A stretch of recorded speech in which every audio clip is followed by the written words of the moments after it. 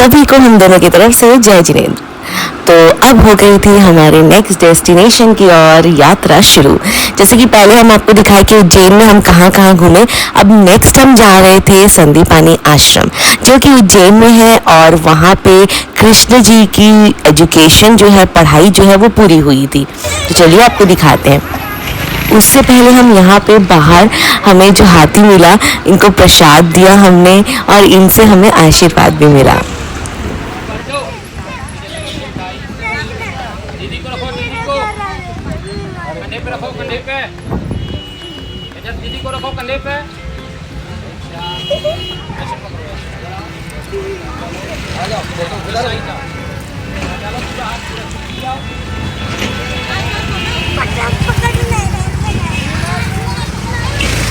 यहाँ पे की स्कूल है ये महर्षि संदीपानी आश्रम है, जहाँ पे कहते हैं कि ज्ञान प्राप्त किए थे बलराम जी ने, कृष्ण जी ने। ये देखिए वही आश्रम है ये।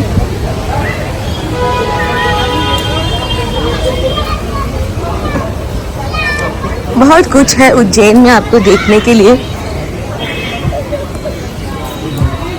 ये देखिए वही आश्रम है। जब हम आश्रम की ओर जा रहे हैं देखने के लिए, ये रहा श्री कृष्ण द्वारा सीखी गई 14 विद्याएं, 14 डिसिपल्स जो उन्होंने सीखी थी वो है यहाँ पे ही सीखी थी। दर्शाई गई है, पूरी गैलरी बनी हुई है 14 डिसिपल्स ऑफ नॉलेज की जो कला थी। चलिए हम अंदर चलते हैं।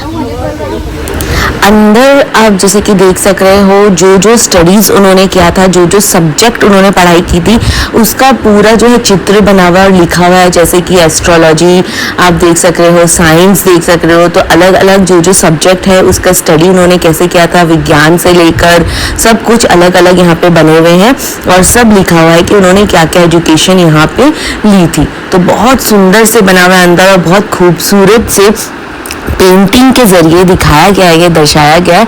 तो बहुत अच्छा लगेगा आपको ये सब चीज़ें जानकर। और आपको इन सब चीज़ में अगर इंटरेस्ट है, आपको माइथोलॉजी में इंटरेस्ट है, तो आपके लिए बेस्ट प्लेस है। जैसे आप देख सक रहे हो सब जो पेंटिंग्स है, चित्र है, उसमें दर्शाया गया है सब्जेक्ट्स क्या क्या थे और वो किस तरह से वहाँ पे ज्ञान प्राप्त किए थे। तो हमें बहुत अच्छा लगा यहाँ पे ये सब चीज़ें देख के। हमें भी बहुत कुछ जानने को मिला, देखने को मिला। बहुत खूबसूरत आश्रम है। फिर ये सभी चीज़ें देखने के बाद में हम फिर बाहर निकले और भी जो चीजें थी यहाँ पे आश्रम में, चलिए आपको दिखाते हैं। ये जा रहे हैं, यहाँ पे है ये गोमती, ये देखिए वहां तक जाएंगे। पहले आपको दिखाते हैं, ये है गोमती कुंड, भगवान श्री कृष्ण के द्वारा प्रकट। ये देखिए ये वो कुंड है जहाँ पे अभी आपको दिखाती हूँ, यही है, ये वो कुंड है।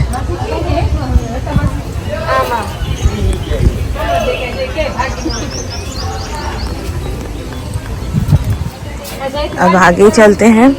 कुंड आपने देखा, नेक्स्ट आपको गैलरी में लेके जा रहे हैं जो कि है गैलरीज ऑफ 64 आर्ट फॉर्म्स। 64 कलाओं की जो आर्ट फॉर्म्स है वो उसकी गैलरी है। ये यहाँ पे दिखाया गया है पूरा गैलरी में। सो ये भी एक हटके चीज़ है। आप उज्जैन मंदिर के अलावा भी यहाँ पे आइए, ये भी बहुत दर्शनीय स्थल है। आपको भी बहुत कुछ मिलेगा देखने को। ये देखिए, तो इतना आपको मतलब रुक रुक के डिटेल्स नहीं दे पाऊंगी बिकॉज इट्स 64। तो आपको फटाफट एक लुक में दिखा देते हैं कि ऐसे बस लाइन से वो बने हुए हैं। जो विद्याएं हैं 64 64 वो सब कुछ लाइन से है।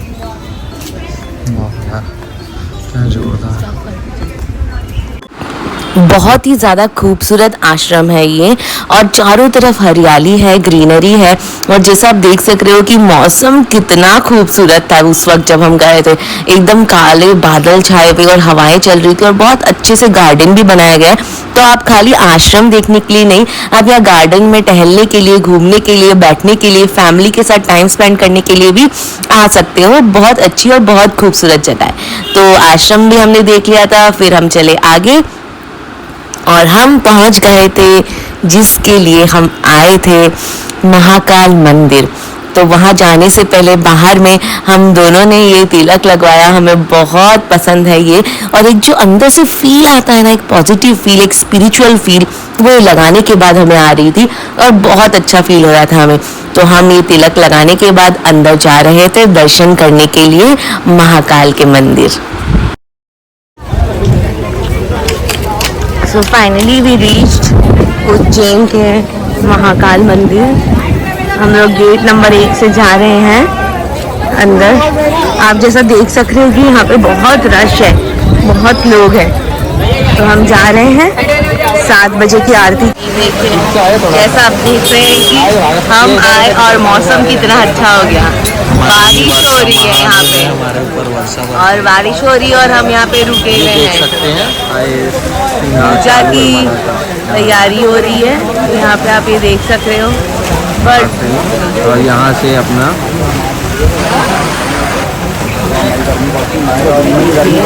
मंदिर की एक झलक आपको दिखा देते हैं। है वो मंदिर। फिर हम चले थे हमारे गुरुजी से मिलने, जो विकास महाराज जी है, जो उज्जैन की जो शाम की आरती होती है, मेन आरती वही करवाते हैं। उनका मेरे हस्बैंड के साथ में बहुत अच्छा परिचय है, बहुत अच्छा रिलेशन है। तो हम उनके ऑफिस में बैठ के उनका इंतज़ार कर रहे थे। जैसे आप देख सक रहे हो कि उनके जो पापा है वो मोदी जी को भी पूजा करवाते हैं, बहुत बड़े बड़े लोग उनसे पूजा करवाते हैं। जैसे आप फोटो में देख सक रहे हो, यही वो महाराज जी हैं। तो ये हमें फिर दर्शन करने ले गए और बहुत मन प्रसन्न हो गया, खुश हो गया। जैसे ही महाकाल के दर्शन हुए, शाम की आरती में हम बैठे, वो जो आरती का जो साउंड है, वो जो ढोल बजते हैं और वो जो सामने मुझे दिख रही थी उनकी जो उनका जो चेहरे का वो जो तेज है, वो देख के मेरी आंखों में आंसू आ गए और ऐसे लग रहा था कि बस मैं उन्हें देखते ही जाऊं। तो आप है ना उज्जैन तो ज़रूर आइए, और कहीं आप जाओ नहीं जाओ इंडिया में, बहुत अच्छा फील होगा आपको। ये देखिए शाम का दृश्य, इतना सुंदर लाइटिंग के बाद में वाटरफॉल्स और बाकी सब चीज़, और कॉरिडोर में आप जब घूमोगे ना, आपको इतना अच्छा फील होगा। इतनी बड़ी जगह, इतनी सुंदर जगह है कि आपको क्या बोलूं। ऐसे लगेगा कि आप कहाँ से जा रहे हो और कहाँ निकल रहे हो, कुछ पता नहीं लगेगा। इतना कुछ है देखने के लिए। और अंदर और भी छोटे छोटे मंदिर है, कैंटीन है, घूमने की जगहें हैं, वाटरफॉल है, बहुत सुंदर सुंदर है ना स्टैचूज, मूर्तियाँ बनी हुई है, और काफ़ी तादाद में भक्त आए हुए थे। तो इतना मन प्रसन्न हुआ ना।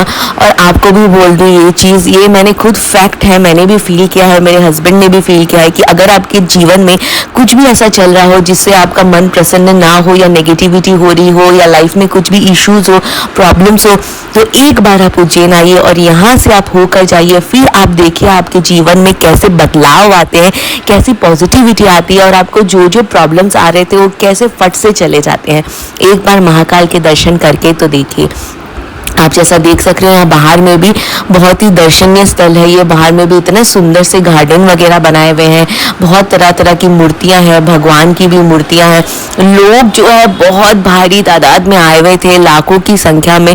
तो आप और कोई इंडिया की जगह में आप जाओ तो आपको फिर भी कम लोग मिल सकते हैं, पर उज्जैन ही एक ऐसी जगह है जहाँ पे आप सुबह से लेके शाम तक, रात तक, पूरे दिन 24/7 लोगों की, भक्तों की भीड़ आपको दिखाई देगी।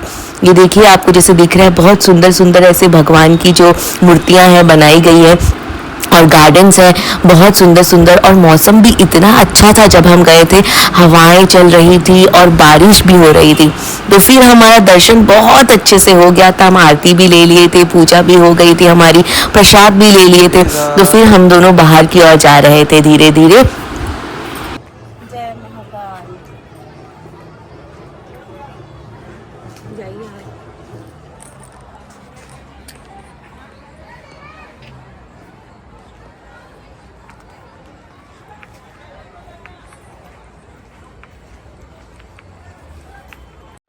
ये देखिए हम जैसे जैसे बाहर की ओर भी जा रहे हैं, आप देख रहे हो कि क्या क्या नहीं है यहाँ पे। इतनी सुंदर सुंदर खूबसूरत मूर्तियाँ बनाई गई कि आपको लगेगा हर स्पॉट पे आप रुके और फोटो जरूर क्लिक करें। इतने सारे आपको ना फोटोज क्लिक करने के लिए भी स्पॉट मिलेंगे, और बहुत अच्छा फील हुआ। सच बोलूँ तो मेरे को ऐसा लगा कि मतलब कि मेरी लाइफ में कुछ प्रॉब्लम्स अगर नहीं भी थी, और थोड़ी बहुत अगर कुछ प्रॉब्लम्स भी आ रही होंगी, तो वो भी चली गई। इतना अच्छा फील हो रहा था, इतना पॉजिटिव लग रहा था। और बात करें वहाँ पे खाना पीना पानी और टॉयलेट की सुविधा की, तो सब कुछ है वहाँ पे शौचालय भी बना हुआ है, बहुत क्लीन, और साथ में कैंटीन्स है, खाना पीना भी आपको सब कुछ मिल जाएगा।